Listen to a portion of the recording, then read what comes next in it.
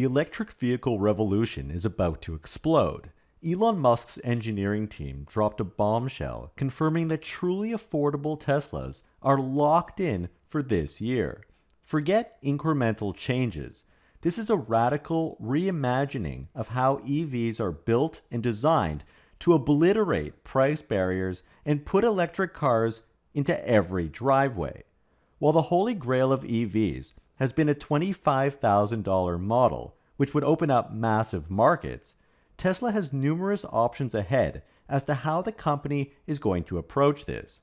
But what's clear is that whichever strategy Tesla selects, we're witnessing the dawn of mass EV adoption, and the future of driving is about to be completely rewritten. Before we continue, stop using Yahoo Finance, stop using Google Finance, and visit my newly redesigned website, themarketisopen.com, for instant stock quotes and quarterly financial data going back up to 17 years, and it's all freely available. Elon Musk refuses to talk about future products at Tesla. His engineering team is in line with this and was dodging questions left and right on the Q1 conference call, where it was stated that full utilization of our factories is the primary goal for these new products, and so flexibility of what we can do within the form factor and the design of it is really limited to what we can do on our existing lines rather than building new ones. Tesla is on track to launch new models by year end, yet it's still unclear if they're planning newly designed models or just stripped down versions of the existing Model Y and Model 3. The management team is either trying not to say much in order to underpromise and overdeliver on something new, or Tesla is saying exactly what they mean and they don't have anything new, just cheaper versions of the existing cars. And this latter option is exactly what Tesla recently did with the Cybertruck long-range rear-wheel drive. They're offering essentially what some people are saying is a stripped-down version of the truck, which has generated mixed feelings. There's no HEPA filter, no air suspension, a soft manual tonneau cover instead of the automatic one, fewer speakers, and there's a host of other missing features that you would find only in the higher-end Cybertrucks. But that's the whole point. It's called a tiered pricing strategy, and every car company does it for a reason. Even Tesla has been somewhat using this strategy up until now, except that they typically differentiate the various tiers of models through the number of motors, such as single, dual, or triple motor setups. This was implemented to drastically simplify the ordering process. Back in the 2012 to 2015 timeframe, when the Model S went on sale, buying a car from Tesla was far more complicated. Buyers had to choose based on the battery size, 90, 70D, 85D, P85D, P90D, with the number of motors combined with whether or not it was a dual motor version or a performance version, whatever that meant, just more power. There were long forms filled with options like a tech package, the materials, the seats, leather, vegan leather, oak trim, a winter package, a sound system. You could spend hours trying to customize your vehicle exactly how you wanted it. But what Tesla realized was that this was a waste of time, added confusion, and made the ordering process slow and complex. They simplified it such that now only 2 or 3 main configurations are offered per vehicle type, with a very limited number of options, which also makes manufacturing a lot simpler and more predictable. Even paint colors only cost more money today because Tesla doesn't want to have to switch to a different color. It's cheaper to make all the cars a single color, and we've seen Tesla switch from black to white to gray as the default, and anything other than the default could cost buyers an extra $1,000 to $2,000 for the switching hassle. But really each color itself costs the same amount of money. There's nothing special about different colors. Tesla just wants as few variations as possible. That's also why the company has been relying on software to try and reach different consumer segments.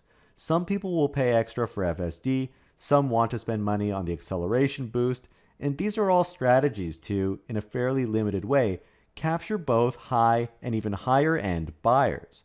But Tesla hasn't really done a good job catering to lower end buyers, hence why investors in Wall Street have been pushing endlessly for a $25,000 car. But let's look at the Cybertruck rear-wheel drive first.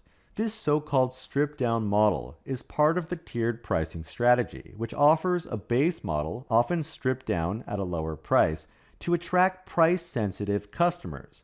And the Cybertruck rear-wheel drive is $10,000 cheaper than the next level up's all-wheel drive model. Now, this might not be a huge difference for many people, but it will be interesting to see if Tesla applies the same strategy for Model 3 and Model Y. We're taking $10,000 off a $72,000 truck is still expensive, but taking $10,000 off a $42,000 car with a $7,500 tax credit may turn some heads. The tiered pricing model views the market as having different segments of customers with different needs, different budgets, and a willingness to pay.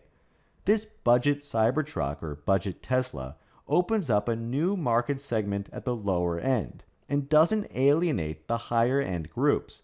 It doesn't cannibalize itself because the members of the higher end crowd don't want a vehicle with missing features. So it opens up the market, and there are far more buyers at the lower end of the car market where even just a $10,000 price difference, especially near the $20,000 to $40,000 level, could triple or even multiply the addressable market by 5 to 10 times. That simply can't be ignored. The tiered pricing model offers the budget Tesla to draw customers in, either into Tesla showrooms, to go for a test drive, or even just to customize a vehicle online. Some people are indeed looking for just a cheap car. Elon Musk has stated in the past, and it was reiterated again on this most recent conference call, that Tesla doesn't make bad cars. Just because it doesn't have faux leather seats or an automatic tonneau cover, as in the case of the Cybertruck, it doesn't deter people who are interested in slightly more range. Electric vehicles are cheaper to maintain and to fuel when switching away from a gas car, and the Cybertruck is still dent-proof with its stainless steel body. That's not going away, and it comes with great software. Many people don't need or even want all of the extra bells and whistles. But once you're in Tesla's showroom or website or ecosystem, the probability of a purchase shoots up, and customers are also tempted to upgrade to higher levels of trim. The base model psychologically creates an anchor price, which makes the higher end models seem worthwhile for those sometimes very desired extra features, for those who can afford it. In typical dealerships, salespeople are often trained to highlight the benefits of the higher end models and nudge people towards pricier options. And Tesla's website is designed to do that too. But so what Tesla has done is pulled out $10,000 worth of features from the Cybertruck. They still offer a single configuration, the rear-wheel drive model. You can't choose to add 2 extra speakers from the manufacturer, for instance, or customize it like that. But the goal is to access a larger market. Tesla's brand is built on innovation and exclusivity, and so even the base model carries a premium image, which Tesla doesn't want to lose, so the car still needs to be good. For instance, when the Model 3 came out, many people thought that Teslas still cost over $100,000, which was no longer true, but it shows how the perception of a luxury brand persisted.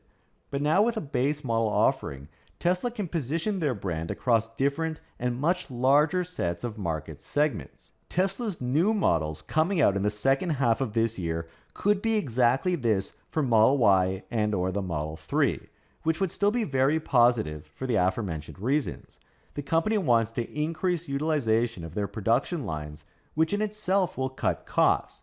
They have all of this equipment that they're not fully using to its maximum capability. If you can make more cars with the same equipment, then the cost of each car, even the higher end ones, without changing them at all, actually become cheaper to produce.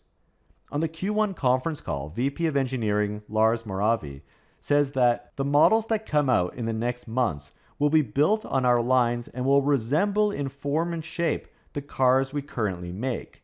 But the key is that they'll be affordable and you'll be able to buy one. This hints at this tiered pricing strategy. However, in a 2012 interview with Elon Musk, he's asked by interviewer Kevin Rose, why do other car companies just make horrible looking cars? Do they outsource? And Elon Musk responds by saying, it blows my mind, because you can take a body panel and you can stamp it with this shape or that shape, and yet they choose to do the bad shape, but it costs the same either way. Interestingly, it is taking Tesla an awfully long time to come out with these stripped down Model 3s and Model Ys, if that's the plan. They were much quicker with the more complex Cybertruck, where stripping it down meant they needed to create a whole new type of tonneau cover.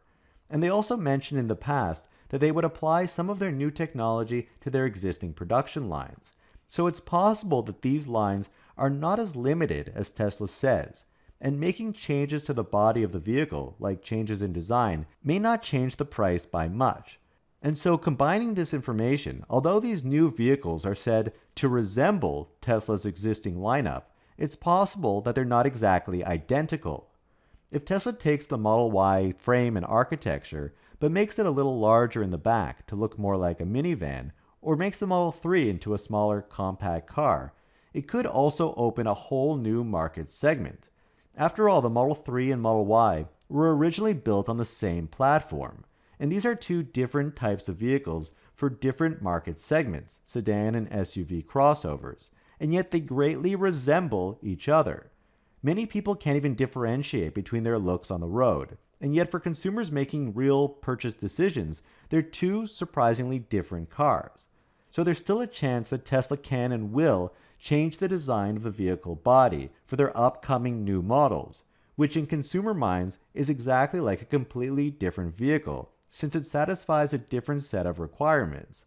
Hypothetically, there could just be another type of vehicle at the same level as the Model 3 and Model Y. We have a sedan, an SUV, now perhaps a minivan, a compact car, something else, but these new vehicles would have a slightly different use case, like holding more people, being a little bit lighter, and offering more range. But the killer strategy might be to combine a Model Y/3 variant, like a brand new type of car, but with the tiered pricing strategy, so that it's new and fresh in design, sparking interest, and it's so-called stripped down to make it highly affordable. This may be the best of both worlds, bringing in a whole new set of customers, but at the same time leaves the Model Y and Model 3 untouched, and could even drastically boost their sales through tiered marketing, and their existing production lines may not even be able to keep up. So do you think Tesla's new models will in fact have exterior design changes, or will they be stripped down existing models? And if it's the latter, is it still a good strategy for Tesla? Don't forget to watch my last video on the true purpose of the Tesla Semi. Visit our new website, themarketisopen.com. Please hit the like button and subscribe. We would really appreciate that. And a huge shout out to all of our patrons that helped us support our channel. Your support helps us to continue to make great content. Thank you guys so much for watching.